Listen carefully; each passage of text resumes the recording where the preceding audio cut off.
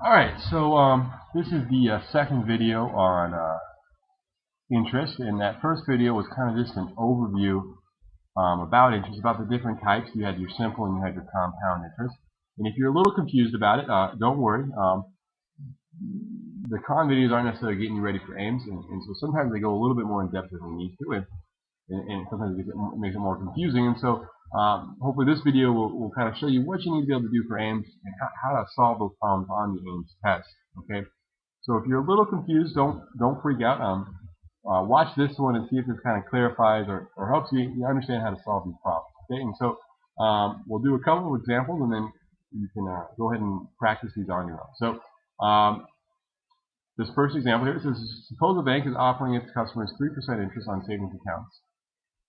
If a customer deposits $1,500 in the account, how much interest does the customer earn in 5 years? And so, you know, you get your compound interest, you get your simple interest, and so you might know which one is it, and we'll get to that in a second. But in the first video with Khan, he didn't show you guys any formulas. He was kind of showing you the long way to figure this out, and if you understood that, you could use that here to figure out the answer. You could just kind of figure out for each year what was going on. But there are formulas, and let me guess, where are those formulas going to be located?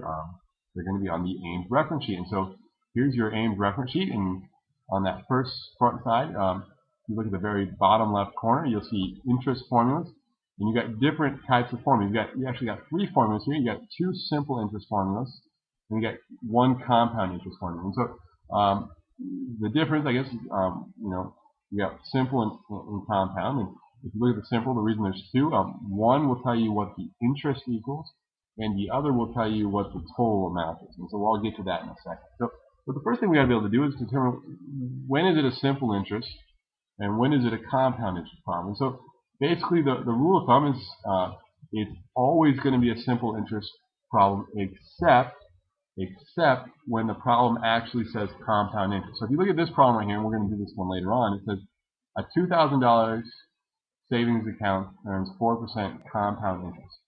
So right there, it says right in the problem that it is compound interest. If it doesn't say compound in the problem, then it's going to be a simple interest problem. So unless it actually says compound interest, then it's always going to be a simple interest problem.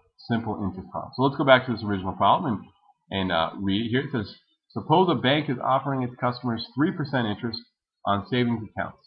If a customer deposits $1,500 in the account, how much interest does the customer earn in 5 years? And so it doesn't say anything about compound interest, and so that means I'm going to be using simple interest. And so now I have a choice of using either this one right here, I equals, or I have the one that says A equals. And so if I look here at my key, it says that I is equal to interest earned. Okay, so that tells me the interest. So if I want to know how much interest I've earned, I'm going to use the one that says I equals.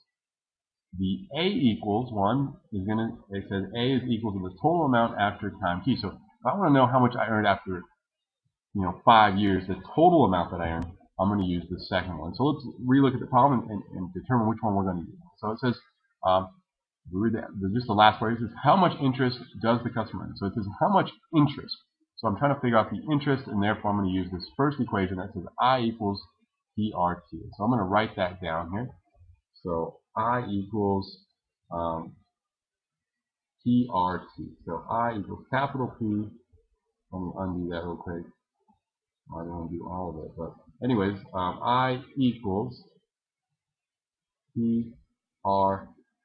Okay, and so here's some new letters. What is P? What is R? What is T? You might think, well, R might be radius, but we're not talking about circles or anything. So if you don't know these, go ahead and look at the formula sheet and see what it says. Well, it says P is the principal, and the principal always means the initial amount that you're starting with. How much are you depositing? It's usually the biggest number they give you. R is the interest rate, so the interest rate that will usually be given in a percentage. And then T is in years, so time in years. Okay, and so let's see if we can figure out what those all mean. So P is the principal, which is the total amount earned. So let's write P equals. So P equals the total amount, not the total amount earned, but so that the initial amount that you're putting in. And so it's usually the biggest number in the problem, so that's going to be $1,500. So the principal is how much you put in. The R was for interest rate, and so if you read the problem, your interest rate is going to be a percentage, so it's going to be 3%. Okay, and so something you got to know is 3%. The way you write that as a decimal is not 3, it's 0.03. You got to remember to move the decimal 2 spots. So if it's here, you got to move it 2 spots over, and it becomes 0.03. So this is going to be, the interest rate is going to be 0.03. And the last one is T, how many years?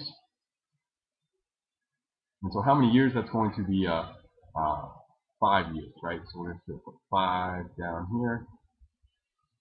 And so basically we know all our letters now, P, R, and T, and so we're just going to put those into this equation and solve. So I'm going to have, I equals my principal, which is 1,500.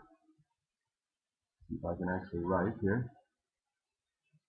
1,500 times the rate, which is 0.03, times the T, which is 5.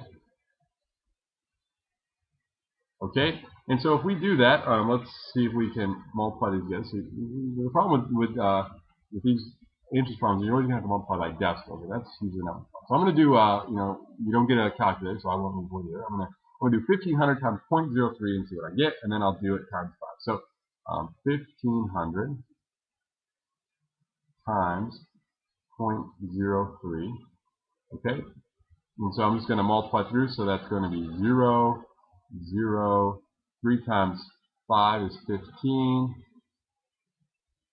15, then 1 up here, 3 times 1 is 3, times plus 1 is 4, okay, and then I'm going to have 0 times that's just going to be 0, so I'm really left with just this, but I got to remember it's times the decimal, so this is 2 decimal places over, so I got to move this decimal over 2 places as well, so this actually equals 45, so I now am going to have 45 times this 5 here, right? Because 1,500 times 0.03 is 45.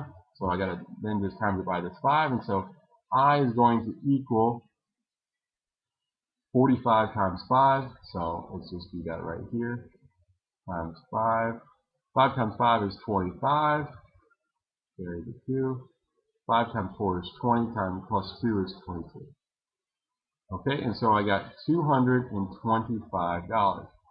Okay, and so what that tells me, again, it says how much interest does this work? So if I just left this money in the bank for 5 years, I would still have that $1,500, but I would have earned $225 in interest. So I would have earned $225. Okay, so that's how much interest I earned. Okay, let's say the problem would have said, how much total money would you have earned after 5 years? It would have said, instead of how much interest, it would have said, total money. Let's use a different form maybe. Total money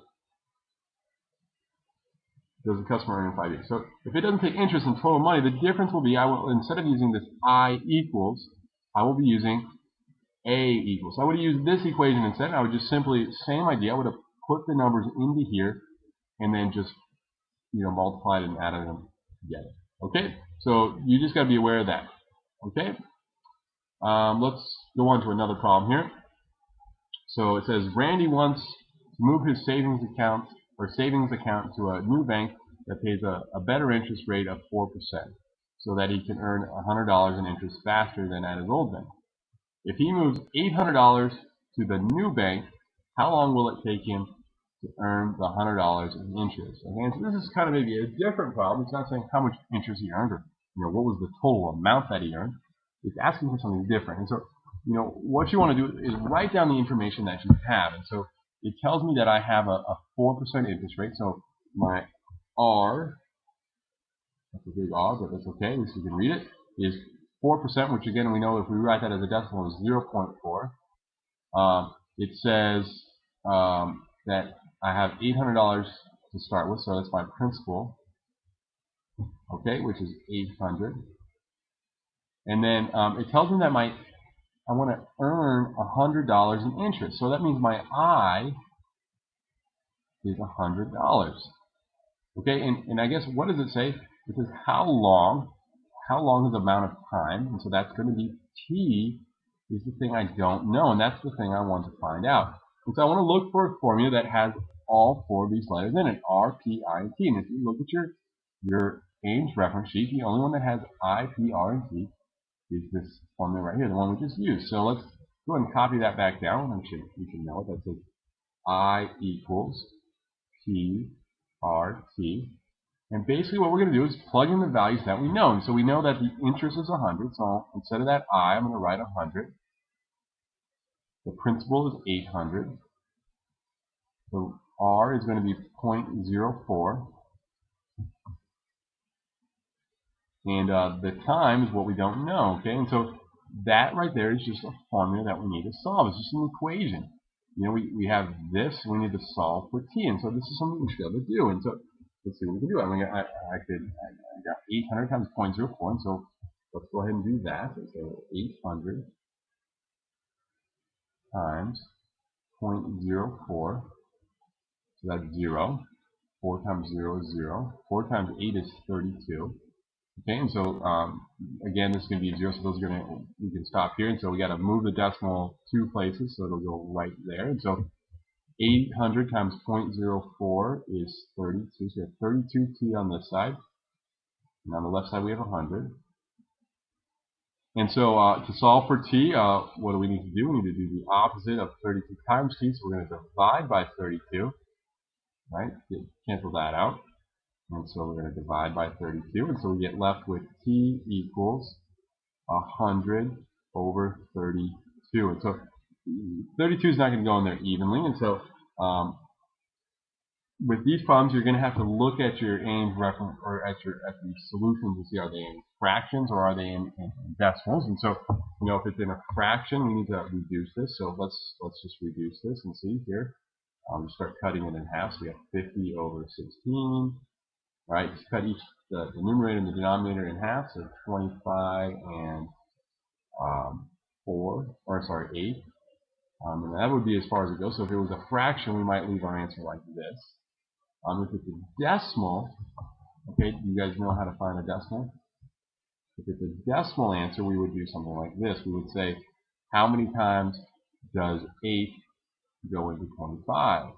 And we would just divide it in. So we would say, well, 8 goes into 25 3 times. 3 times 8 is 24. You know, we would get that. So we got to drop a 0 down. Okay, so it'd be about 3.1 years. So you just have to look at the problem and see which one it is. Okay, and so we'll do the last problem, the compound interest problem, on the last video here. It won't be very long, but I don't like making these videos too long. So hopefully this is making more sense.